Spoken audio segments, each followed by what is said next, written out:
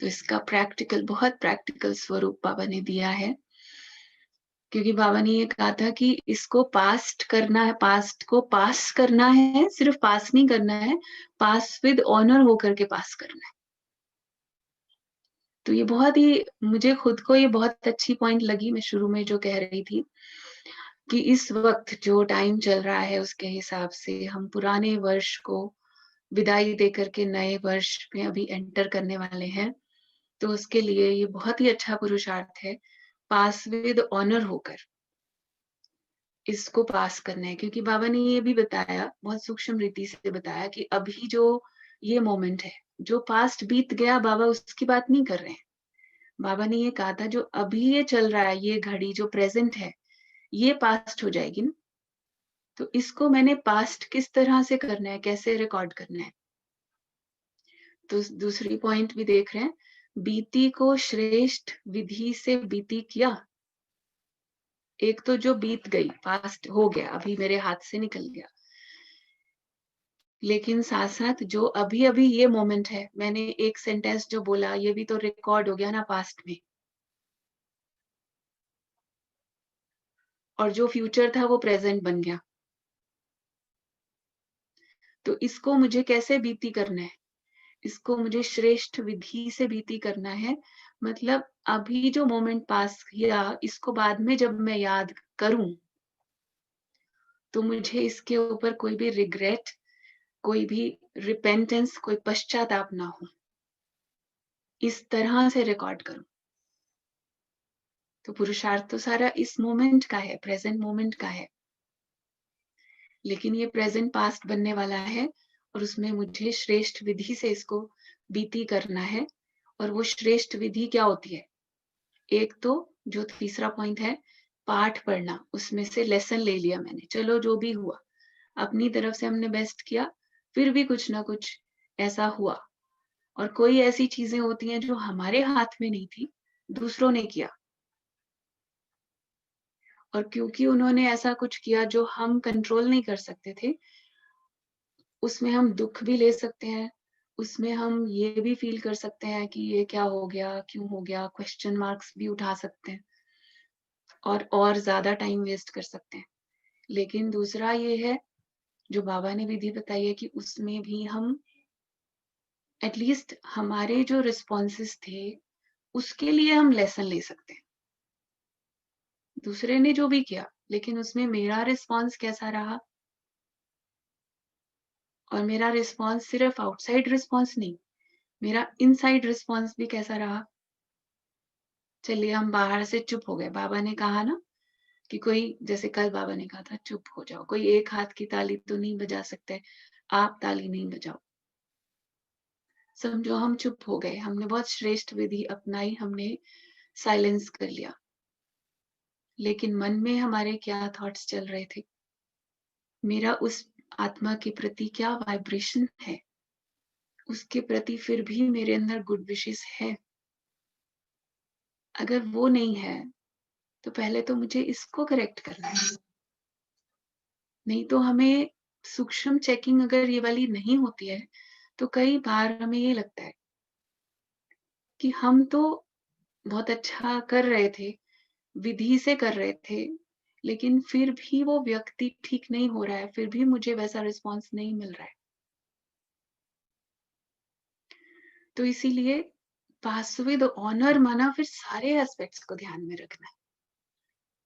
तो इतनी अच्छी मुझे अपनी नूंदनी है, पास्ट को ऐसा रिकॉर्ड करना है कि जब भी मैं वो वाली फाइल ओपन करके देखूं, तो मुझे एक स्वमान, एक नशा, अंदर से एक ऐसी फीलिंग जागृत हो, हम अपने स्वमान में रह सकें, रिग्रेट तो बिल्कुल नहीं हो। और कई बार ऐसा होता है कि कोई बातें हमें आज लग रहा होता है कि हमें समझ आ गई है, और हम ठीक कर रहे हैं, हमें लग रहा है, कंप्लीटली लग रहा है। कभी कभी तो ऐसा होता है कि हमें पता होता है हम गलत कर रहे हैं, लेकिन फिर भी कंट्रोल नहीं हो रहा। कभी तो ऐसा होता है कि मुख से हम कुछ ऐसा शब्द बोल देते हैं, और बोलते ही हमें पता होता है कि ये राइट नहीं था, लेकिन कभी ऐसा होता है कि हमें रियलाइजेशन नहीं थी, जैसे नोइंगली नहीं, अननोइंगली हमने कुछ बोला है, या मेरी अभी तक की समझ के हिसाब से मुझे लगता है कि इट्स ओके, इट्स राइट, मैंने तो कुछ गलत नहीं किया। लेकिन हो सकता है कि मुझे 6 महीने के बाद when I review my past, या फिर समथिंग सिमिलर हैपेंस अगेन, कुछ भी वैसा अगेन दोबारा से होता है, तो फिर मुझे ऐसे लगता है कि उस वक्त मैंने ठीक नहीं किया था। ऐसा हुआ होगा कईयों के साथ कि उस वक्त तो लग रहा था ठीक किया है, लेकिन 6 महीने के बाद जब हम रिफ्लेक्ट करते हैं उस सिचुएशन के बारे में, वी फील कि ठीक नहीं किया था। अभी मुझे समझ आई है क्या करना चाहिए था। 6 महीने पहले भी लग रहा था कि मुझे समझ आई हुई है, लेकिन अभी 6 महीने के बाद मुझे लग रहा है कि तब मुझे इतनी क्लैरिटी नहीं थी, जितनी आज आई है। हो सकता है मुरली के किसी पॉइंट से, कोई क्लास सुन कर के, या अचानक मेडिटेशन में बैठे हैं, योग में बैठे हैं, अचानक से ऐसी कुछ रियलाइजेशन अंदर से आती है, जैसे कि तीसरा नेत्र खुल जाता है ना, something like that, that feeling. मगर उसमें फिर कई बार ब्राह्मण आत्माओं के अंदर एक रिग्रेट की फीलिंग आ जाती है, या गिल्ट की फीलिंग आ जाती है कि मैंने तो गलत कर दिया, उस वक्त तो मुझे पता ही नहीं था। मगर उस वक्त की समझ के हिसाब से मैंने अपनी तरफ से बेस्ट किया था। पहले तो अपने आप को एक्सेप्ट करना है ये कह करके। आज समझ आई है ना, तो आज के बाद अगर सिमिलर सिचुएशन मेरे पास आएगी, तो अब मैं वैसा नहीं करूंगी, अब मुझे पता है मुझे क्या करना है। तो ये हो गया पास्ट से लेसन लेना। चाहे मैंने नोइंगली वो मिस्टेक करी थी, अननोइंगली करी थी, या कैसे भी, लेकिन पास्ट से लेसन लेने में गिल्ट नहीं आना चाहिए, रिग्रेट नहीं आना चाहिए, क्योंकि अगर गिल्ट आएगा तो वो मेरा टाइम वेस्ट कराएगा। प्रेजेंट मोमेंट में भी मेरा टाइम वेस्ट होगा फिर, और फिर ये टाइम वेस्ट वाली फर्दर रिकॉर्डिंग मेरे पास्ट में रिकॉर्ड हो जाएगी, क्योंकि ये प्रेजेंट भी तो फिर पास्ट बन जाएगा ना। इसलिए कभी भी उसे पास विद ऑनर, जो बाबा कह रहे हैं, ऑनर शब्द के फिर दूसरा अर्थ भी तो है ना, I need to honour myself also, I need to honour shrimat, I need to honour myself, respect myself, and keep my honour keeping other persons honour. जो मेरे आसपास लोग हैं उनका भी सम्मान रखते हुए, उनको भी एक्सेप्ट करते हुए, खुद का भी ऑनर रखते हुए, खुद भी वैसा नहीं। भक्ति मार्ग में तो हम कह देते थे कि आप बहुत ऊंचे हैं और हम नीच हैं, पापी हैं। No, I will keep my honour as well, और दूसरे का भी। तो सम्मान लेना भी है, करना, अपना स्वमान में भी रहना है, और दूसरे का भी सम्मान देना है, सम्मान करना है। तो ये सब करते हुए हम एक अच्छी रिकॉर्डिंग बना सकते हैं। फिर बाबा कहते हैं, देखेंगे ये अब चौथा पॉइंट, यादगार स्वरूप बन जाए। कीर्तन, बाबा ने कहा, ऐसा ऐसा कीर्ति के गीत गाएं भक्त आपके, बाद में यादगार बन जाए, हर कर्म का यादगार बन जाए।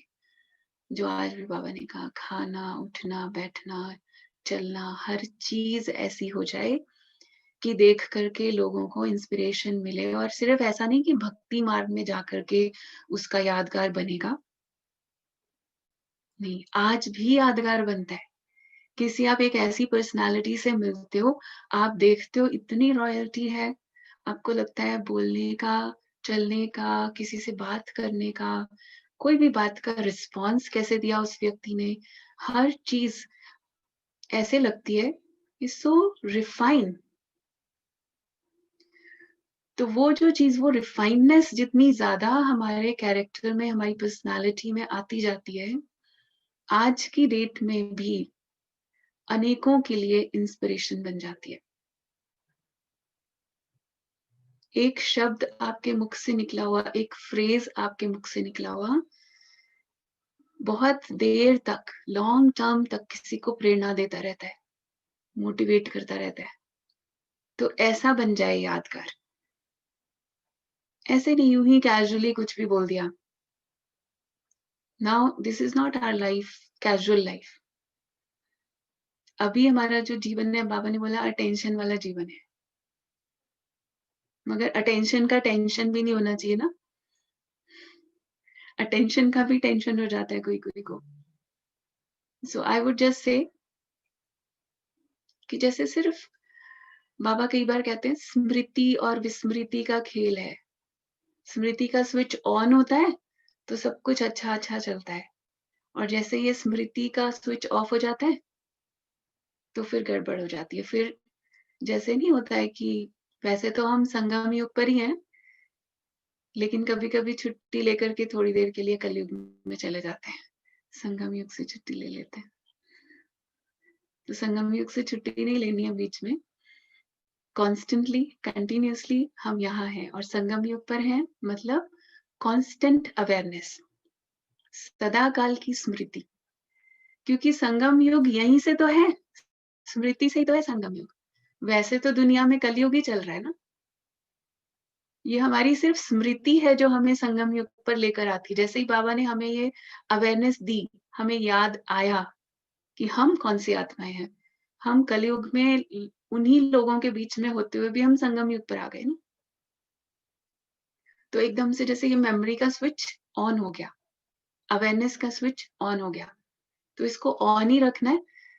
तो इसलिए ऐसा ऑन रहेगा तो हर कर्म अटेंशन वाला होगा, अटेंशन अकॉर्डिंग टू श्रीमत। बस श्रीमत के क्राइटेरिया के ऊपर हर एक्शन की चेकिंग होती जा रही है, तो हर कर्म ऐसा रिकॉर्ड होता जा रहा है जैसे यादगार, motivational, inspirational for everyone around me. फिर चाहे कोई मुख से बोले या नहीं बोले, लेकिन आपके पीछे बहुत लोग प्रेरणा ले रहे होते हैं। बाबा के हर एक बच्चे के पीछे एक क्यू होती है। कई बार वो इनविजिबल सी होती है, आपको दिखती नहीं है, लेकिन आपके आसपास की बहुत सारी आत्माएं आपसे साइलेंटली इंस्पायर्ड होती है। इसलिए ये बहुत बड़ी जिम्मेवारी होती है। मंदिर की पूजनीय मूर्तियां वही तो है ना जो चेतन रूप में बैठी हुई हैं अभी सब यहाँ। ठीक है जी, ओम शांति। Thank you so much.